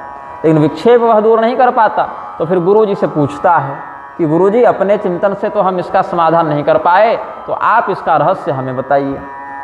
तो फिर गुरु जी अपने शिष्य की योग्यता का आकलन करके जिस प्रकार से उसका स्तर हो उसको समझाते हैं। फिर वो समझ जाता है तो ठीक है, और नहीं समझ पाता है तो पुनः प्रश्न करता है। जो जो शंकाएं, जो जो प्रतिप्रश्न उस मध्य उत्पन्न होते हैं, गुरु जी फिर उसका भी समाधान करते हैं। तो ये मल और विक्षेप 2 हो गए। और तीसरा स्तर और गंभीर है, उसको कहते हैं आवरण। और ये गुरु भी नहीं हटाते और शिष्य अपने परिश्रम से तो हटा ही नहीं सकता, ये सीधे भगवान ही हटाते हैं। हाँ, गुरु जी की कृपा जिस पर हो उसका आवरण जल्दी हटता है, ये बात जरूर है। गुरु भी स्वयं आवरण नहीं हटाते, वो आवरण सीधे भगवान ही हटाते हैं। हाँ, सद्गुरुदेव की कृपा हो जाए तो भगवान की कृपा भी उसको सहज प्राप्त हो जाती है। गुरु सेवा से, गुरु की प्रसन्नता से भगवान की प्रसन्नता बहुत शीघ्र प्राप्त हो जाती है। लेकिन यदि बीच में कोई अड़चन आ जाए तो भगवान वो पर्दा हटाते नहीं हैं। तो जिनकी माया के वशीभूत होकर संपूर्ण संसार अलग अलग क्रियाओं में प्रवृत्त है, ब्रह्मदेव इत्यादि बड़े बड़े देवता भी जिनकी माया के वशीभूत होकर अपने अपने कार्यों में लगे हुए हैं, और फिर भी जिन परमात्मा के मूल तत्व को नहीं जान पाते। यत् सत्त्वादमृषैव भाति सकलम रज्जौ यथा हेर्भ्रमः। आप कहीं जा रहे हैं और अंधकार और प्रकाश का संतुलन अगर समान हो जाए तो भी देखना थोड़ा कठिन होता है। शाम को क्या होता है, एक समय ऐसा आता है ज़्यादा अंधकार भी नहीं है और ज़्यादा प्रकाश भी नहीं है, धुंधला धुंधला सा दिखता है। 10-5 मिनट के लिए गोधूली वेला में ऐसा भ्रम होता है। तो रास्ते में, मार्ग में कोई रस्सी पड़ी हुई हो तो दूर से देखकर यह भ्रम होता है कि कहीं वह सर्प तो नहीं, तो व्यक्ति भयभीत हो जाता है। अब उस रस्सी में काटने की क्षमता नहीं है, जहर नहीं है, उससे कोई क्षति नहीं है, लेकिन अपने मन में कल्पना करके व्यक्ति इतना भयभीत हो जाता है कि उस शरीर कांपने लग जावे, धड़कन बढ़ जावे, सीने में दर्द हो जाए। और जैसे ही ये पता चलता है कि अरे ये तो सांप नहीं है, ये तो रस्सी है, वो धड़कन भी शांत हो जाए, ब्लड प्रेशर भी शांत हो जाए और डर भी समाप्त हो जाए। अब देखिए, रस्सी में तो कोई परिवर्तन नहीं आया, न तो हमारे डरने से वो रस्सी जहरीली हो गई, न वो सांप बन गई, और न हमारे निर्भय होने से उसमें कोई परिवर्तन आया। रस्सी जहाँ है वैसी ही है। अपने भ्रम से हमने स्वयं भय को उत्पन्न कर लिया और अपने ज्ञान से उस भय का निवारण भी स्वयं कर लिया। ऐसे ही इस संसार का व्यवहार समझना चाहिए। भगवान की ही इच्छा से ये माया इस प्रकार का भ्रम उत्पन्न करती है कि जो मृषा है, मिथ्या है, वह संसार भी वास्तविक प्रतीत होने लगता है। और अपनी कल्पना करके हम इसी में सुख का, दुख का, राग का और द्वेष का अनुभव कर लेते हैं। अब संसार स्वप्न तुल्यो ही राग द्वेषादि संकुलः। कैसा है संसार? स्वप्न तुल्यो ही।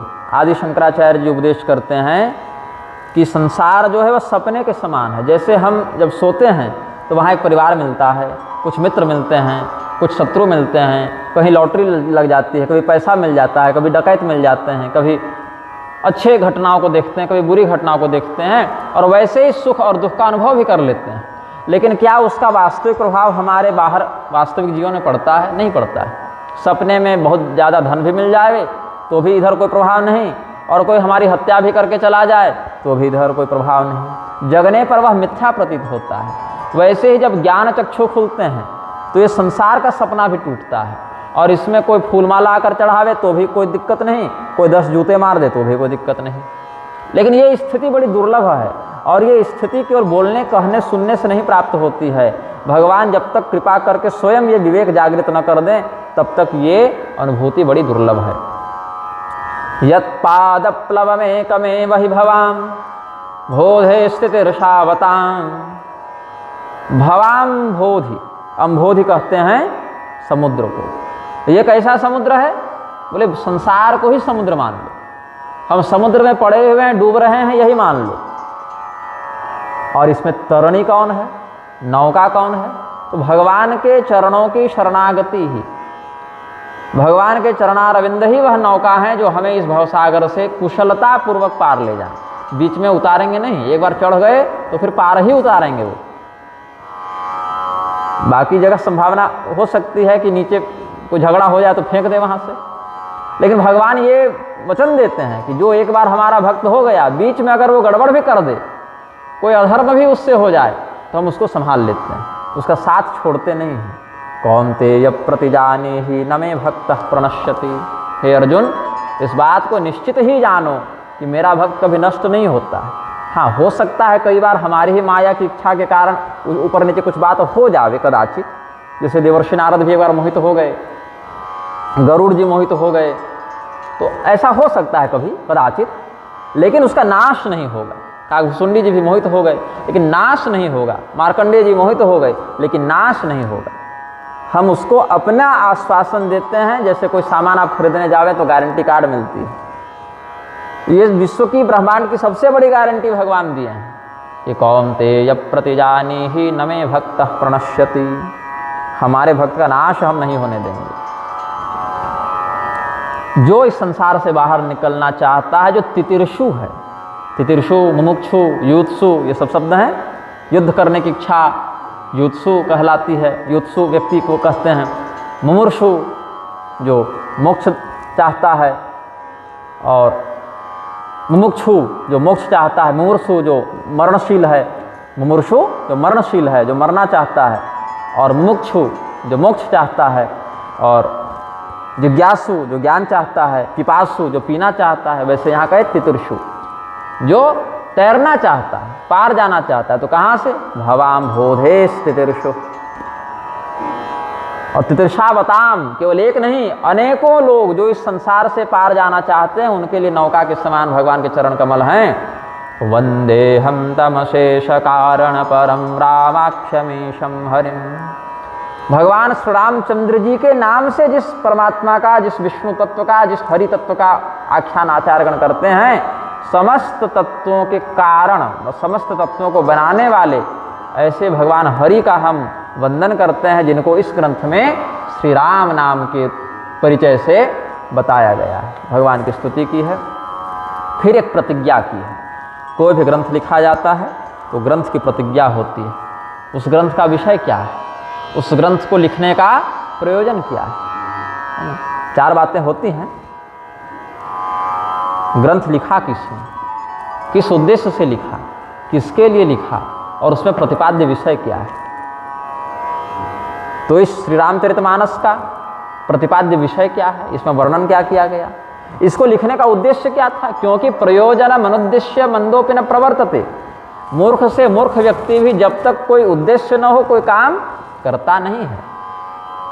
और इस ग्रंथ का प्रतिपादन क्यों किया गया, किसने किया, करने वाला कौन, क्यों किया, क्या प्रतिपाद्य विषय है और परिणाम क्या हुआ, इन सभी विषयों की प्रतिज्ञा, इन सभी विषयों का परिचय बालकांड के मंगलाचरण के 7वें श्लोक में गोस्वामी जी बहुत सारभूत, संक्षिप्त लेकिन गूढ़ शब्दों में व्यक्त कर देते हैं। नाना पुराण निगमागम सम्मतम यद्रामायणे निगदितं क्वचिदन्यतोऽपि स्वान्तः सुखाय तुलसी रघुनाथ गाथा भाषा निबद्धमति मंजुलमातनोति। वसंत तिलका छंद, अब यहाँ छंद फिर बदले हैं, उक्ता वसंत तिलका तो भजा देगा होगा। तो नाना पुराण निगमागम सम्मतम यत्, जितने भी पुराण हैं उनमें भगवान श्री रामचंद्र जी का जो चरित्र वर्णित है, अग्नि पुराण में है, नारद पुराण में है, ब्रह्म पुराण में भी है, विष्णु धर्मोत्तर पुराण में है, पद्म पुराण में है, स्कंद पुराण के सेतु खंड में बहुत विस्तार से है। तो अच्छा, एक और बात यहाँ बता दूं, आनंद रामायण में महर्षि वाल्मीकि जी ने कहा है कि मेरी रामायण को पढ़ने के बाद कोई बात अगर समझ में ना आवे या कोई विषय ऐसा लगे कि और भी इसको अच्छे से समझना है हमें, या और भी अन्य कथानकों को जानने की जिज्ञासा हो, तो पुराणों का आश्रय ले। वहाँ भी बहुत से श्री राम कथानक प्राप्त होते हैं। तो गोस्वामी जी ने क्या कहा, पुराणों में जो राम कथा है वहाँ से भी हमने विषयों को ग्रहण करके इसमें लिखा है। इसीलिए बहुत से विषय जो वाल्मीकि रामायण में नहीं मिलते हैं वो भी श्री रामचरितमानस में मिल जाते हैं। फिर सोचा कि पुराण तो वेद सम्मत होकर ही विशेष श्रद्धेय होंगे, क्योंकि वेद विरुद्ध शास्त्र तो मान्य नहीं होते। तो इसीलिए कहा निगम, निश्चय प्रकार से, निश्चय पूर्वक जिसको प्रमाण समझा जाए, जिसकी प्रामाणिक बुद्धि में कथमपि किंचितपि कोई संदेह नहीं हो, ऐसे वेदों में जो श्री राम कथा है उसको भी हमने लिया है। तो वेदों में श्री राम कथा कैसे, तो है श्री राम रहस्योपनिषद में भगवान श्री रामचंद्र जी की कथा है। किसने सुनाई, किसको सुनाई, इसको रहस्य रामायण कहते हैं। श्री राम रहस्योपनिषद में जो कथा है सनत कुमार को हनुमान जी ने सुनाई, और श्री राम तापनीयोपनिषद में भी है। और एक बड़ा उत्तम ग्रंथ है जिसको कहते हैं मंत्र रामायण, और ये आचार्य नीलकंठ चतुर्धर ने लिखी है। इसमें बहुत से वैदिक मंत्रों का व्याख्यान, उनकी टीका इस शैली में की गई है कि भगवान श्री रामचंद्र जी की कथाओं का स्पष्ट संकेत वहाँ पर मिल जाता है। इसको मंत्र रामायण कहते हैं। बहुत बड़ा ग्रंथ नहीं है, बहुत मोटा ग्रंथ नहीं है, लघुकाय ग्रंथ है, लेकिन एक एक वेद मंत्र का इतना सुंदर व्याख्यान आचार्य नीलकंठ चतुर्धर ने किया है कि अद्भुत रस की प्राप्ति होती है। तो निगम सम्मत है, वेद सम्मत है, इसमें वेद विरुद्ध कोई विषय नहीं है। और वेद के साथ साथ एक और बात है जिसको आगम कहते हैं। निगम के साथ आगम भी होता है, उपासना प्रधान, तत्व निरूपण प्रधान आगम भी है। भगवती जगदम्बिका ने यह बात कही है, आगमो निगमश्चय बद्धो बाहु मम शंकर। हे महादेव जी, आगम और निगम ये दोनों मेरी भुजाएं हैं। एक हाथ से काम ठीक से नहीं होता, दोनों हाथ रहें तो अच्छे से व्यवस्था पूर्वक कार्य होता है। तो वेद और तंत्र, निगम और आगम दोनों को अच्छे से समझकर दोनों के समन्वय से ही किसी कार्य को करे, यह हमारा अनुशासन।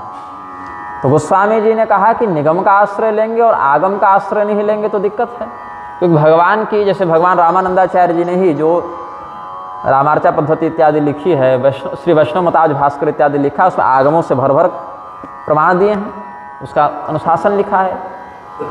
तो अगस्त संहिता, वैखानस संहिता और सुदर्शन संहिता, ऋषिशृंग संहिता, ये सब बहुत से ऐसे ग्रंथ हैं जहाँ भगवान श्री रामचंद्र जी की उपासना वर्णित है, उनका तत्व निरूपित है।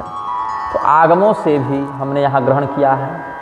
और रामायणे निगदितम क्वचिदन्यतोपि, रामायण में जो बात लिखी गई वो भी हमने इसमें लिखी है। अब रामायण क्या है? महर्षि वाल्मीकि ने जब भगवान श्री रामचंद्र जी का चरित्र लिखा था तो 100 करोड़ श्लोकों तक लिख गए। चरितम रघुनाथस्य शतकोटि प्रविस्तरम एकैकमक्षरम पुंसाम महापातकनाशनम। 100 करोड़ श्लोकों में भगवान श्री रामचंद्र जी का चरित्र लिखा। और ये नहीं कह सकते कि वो पूर्ण है, वहाँ भी ये नहीं कह सकते कि इससे अधिक लिखा नहीं जा सकता, अपितु इससे अधिक भी लिखा जा सकता है, क्योंकि वह चरित्र तो अनंत ब्रह्म का अनंत उपाख्यान है। तो अनंत को किसी परिमाण में, सीमा में आबद्ध नहीं कर सकते हैं। तो यहाँ पर 100 करोड़ श्लोकों में लिख डाले, बड़ी दिव्य कथा लिख डाली, तो झगड़ा हो गया तीनों लोकों में कि हम रखेंगे, ये रामायण हमें दे दो, हम भगवान की कथा सुने, हम भगवान की कथा कहें। तो छीना झपटी होने लगी। जो ग्रंथ थी, पोथी थी, ग्रंथ था, वो छिन्न भिन्न होने का भय हो गया। तो भगवान महादेव जी के पास सब गए, बोले श्री राम तत्व के परम रसिक वेत्ता तो आप हैं, तो आप यहाँ पर पंचायत कर दीजिए। भगवान महादेव जी ने सोचा, भगवान की कथा में एक बड़ी सुंदर ये बात है कि चाहे एक अक्षर लिखो वो भी अधूरा नहीं कहलाएगा, और चाहे 100 करोड़ लिखो वो भी पूरा नहीं कहलाएगा, क्योंकि भगवान स्वयं कैसे हैं? तो अणोरणीयान महतो महीयान, सूक्ष्म से सूक्ष्म भी राम जी हैं और बड़े से बड़े भी राम जी हैं। तो चाहे तो ओंकार मात्र कह दो तो भी श्री राम कथा पूर्ण है, प्रणव मात्र में भगवान का पूरा चरित्र समाहित है, और चाहे तो 100 करोड़ श्लोक भी लिख दो तो भी नहीं कह सकते कि इतना में ही भगवान का चरित्र है। तो भगवान तो बड़े तत्व से भी बड़े हैं और सूक्ष्म तत्व से भी अधिक सूक्ष्म हैं। इसीलिए एक ओंकार में भी भगवान का पूरा चरित्र समाहित है, तत्व दृष्टि से देखें, और नहीं तो 100 करोड़ श्लोक में भी भगवान का चरित्र समा नहीं सकता है।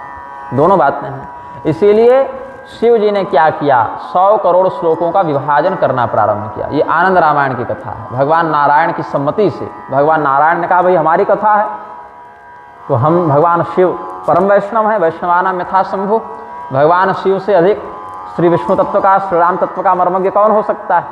इसीलिए आप विशेषज्ञ हैं, आप बांट दीजिए। भगवान की सम्मति हो गई तो शिव जी ने बांटना प्रारंभ किया। तो 33 करोड़ श्लोकों को 3 लोकों में बांट दिया, तो 1 करोड़ श्लोक बच गए। फिर झगड़ा हुआ कि 1 करोड़ श्लोक भी दे दो। एक समूह ने कहा कि हमको 34 करके दे दो। 33 क्यों दे रहे हो? 1 करोड़ बच जा रहा है। तो फिर उसको बांटा, तो 33 लाख श्लोक बटे, फिर 1 लाख बच गया उसमें। बोले इसको भी बांटते हैं, तो 33 हज़ार हो गए, फिर 1000 बच गया। बोले इसको भी बांट दो, तो 333 करते गए, तो 1 श्लोक बच गया। वो क्या श्लोक था? बोले राम रामेति रामेति रमे रामे मनोरमे सहस्रनाम तत्तुल्यम राम नाम वरानने। भगवती पार्वती जी थी। बोले प्रभु ये 1 श्लोक बच गया, इसको क्या करें? बोले अनुष्टुप छंद का श्लोक है। अनुष्टुप छंद में 32 अक्षर होते हैं, तो 10-10 अक्षर बांट दिए। बोले 2 अक्षर बच गया। बोले महाराज इसको भी बांटो। तो शिव जी का हाथ अपने त्रिशूल की ओर गया। बोले तुम राम तत्व में भी बंटवारा चाहते हो? भगवान श्री रामचंद्र जी का नाम अविभाज्य है, अखंड है, एक रस है, उसको टुकड़ नहीं सकते। अब उसको मैं रखूंगा।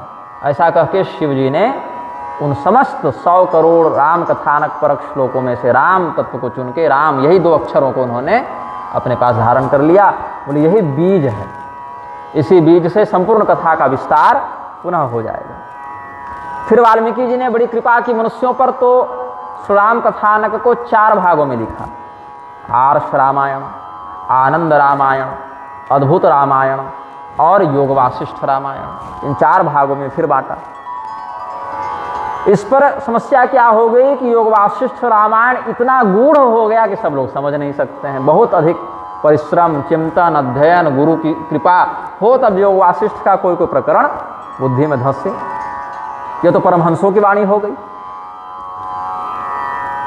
और आनंद रामायण पर भगवान श्री रामचंद्र जी ने स्वयं प्रतिबंध लगा दिया। बोले ये क्या विचित्र बात हो गई कि रामायण पर प्रतिबंध और भगवान स्वयं लगा रहे हैं? बोले हाँ, क्योंकि आनंद रामायण में ऐसी गुप्त कथाएं वाल्मीकि जी ने लिख दी थी जिनको पढ़ने के बाद बड़ा तेजस्वी हो जाता था व्यक्ति। तो जितनी तेजस्विता सिपाही में हो गई उतनी सैनिक में भी थी, उतनी सेनापति में भी थी, तो अलग अलग कार्य लोग नहीं कर पाते थे। इसलिए भगवान ने कहा कि आनंद रामायण को अब सब लोग सार्वजनिक रूप से पढ़ेंगे नहीं, बोलेंगे नहीं, क्योंकि सब लोग तेजस्वी हो जाएंगे तो समाज फिर आगे कैसे बढ़ेगा भाई? हर प्रकार के लोग होने चाहिए ना। तो बोले फिर भगवान इतनी कथा, दिव्य कथा का फिर क्या होगा? बोले कि अनेकानेक जन्मों के पुण्य जब उदित होंगे तो आनंद रामायण का नाम सुनने को मिलेगा। और फिर अनेकानेक जन्मों के पुण्य उदित होंगे तो आनंद रामायण का पढ़ने का अवसर मिले, सुनने का अवसर मिले। और उसमें भी बड़ी मोहित करने वाली कथाएं हैं कि दिमाग तुरंत भटक जावे, भ्रमित हो जावे कि भगवान ऐसा क्यों किए, वैसा क्यों किए।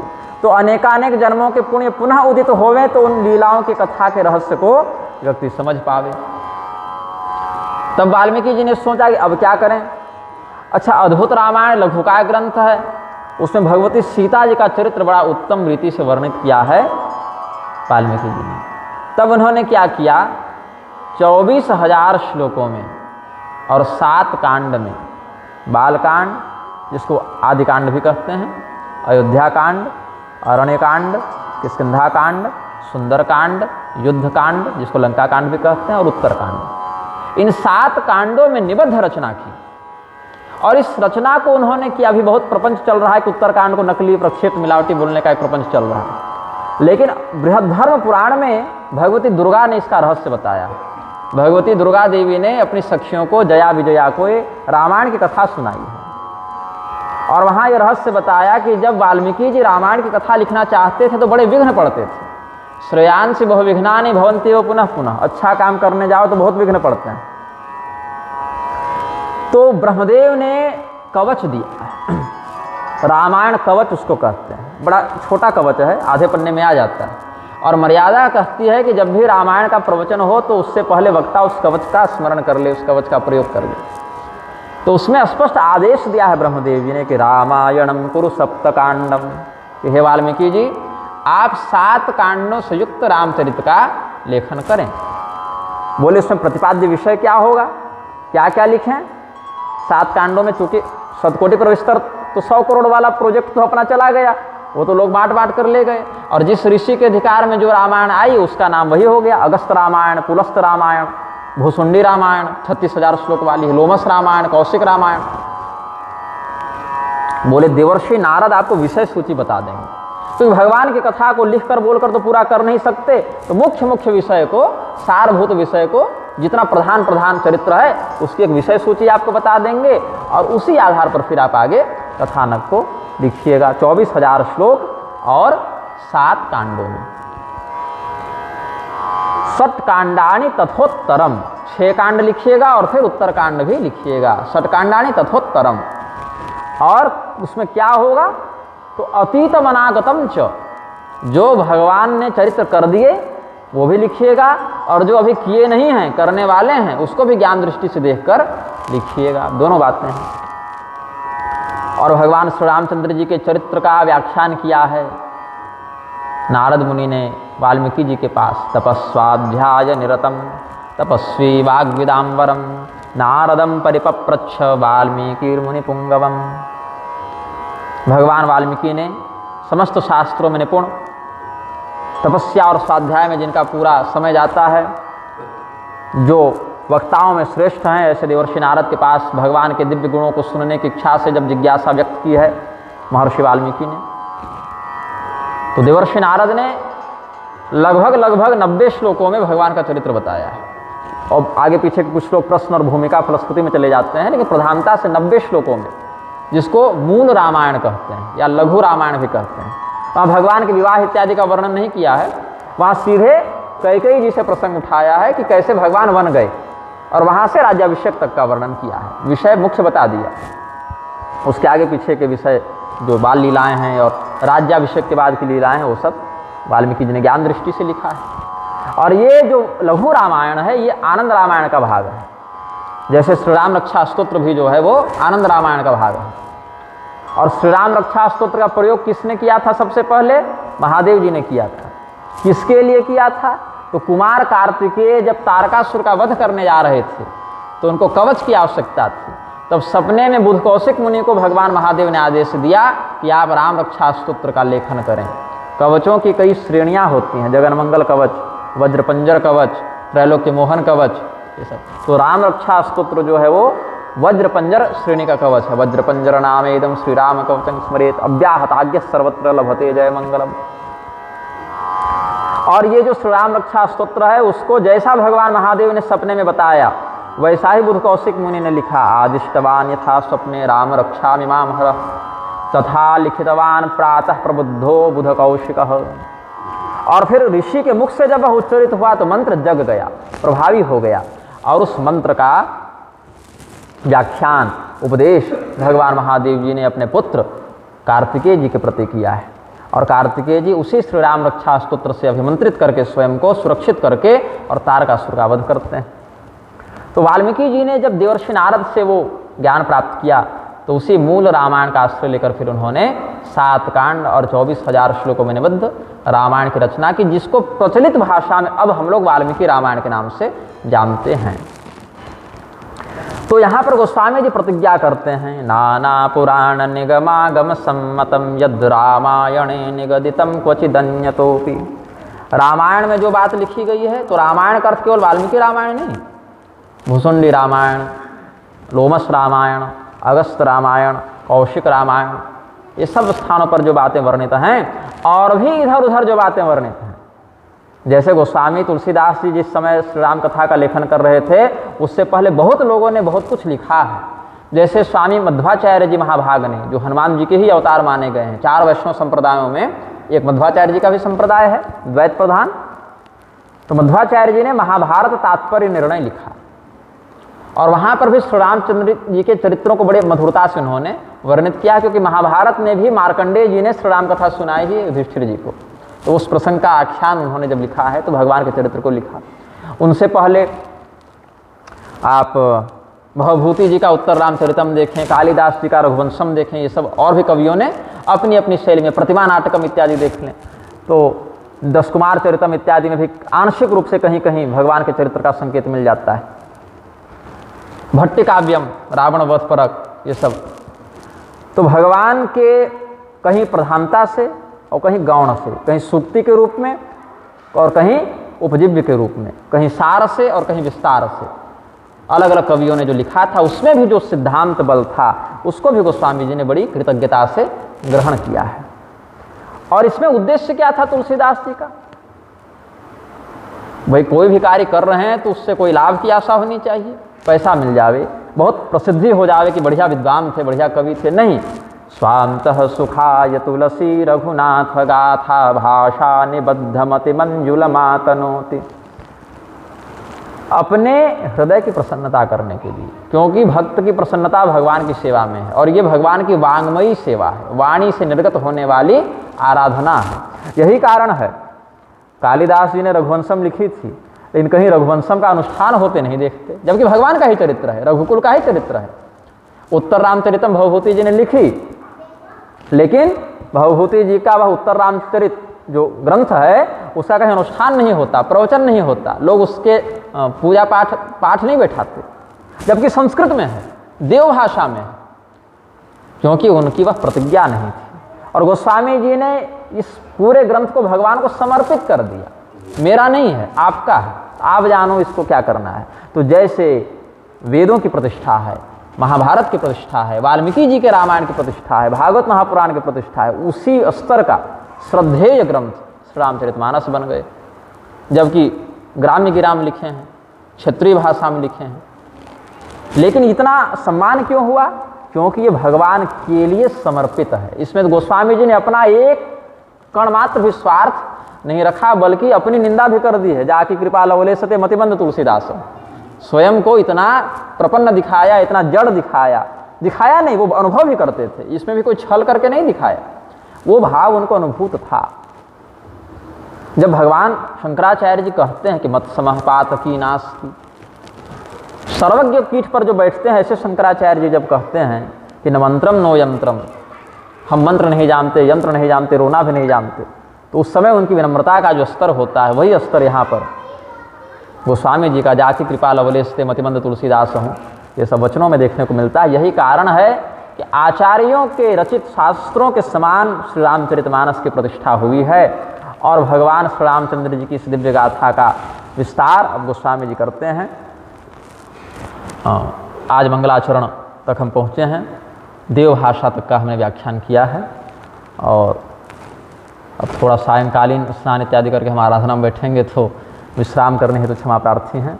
महाराज जी की बड़ी कृपा हुई कि हमने इनसे परसों एक निवेदन किया कि हमारी इच्छा है कि जब तक हमारा यहाँ प्रवास है तब तक साधु संतों के मध्य श्री राम कथा का कुछ विस्तार हो तो बड़े आनंद से महाराज जी ने अनुमति दी। इसके लिए भी हम उनके कृतज्ञ हैं।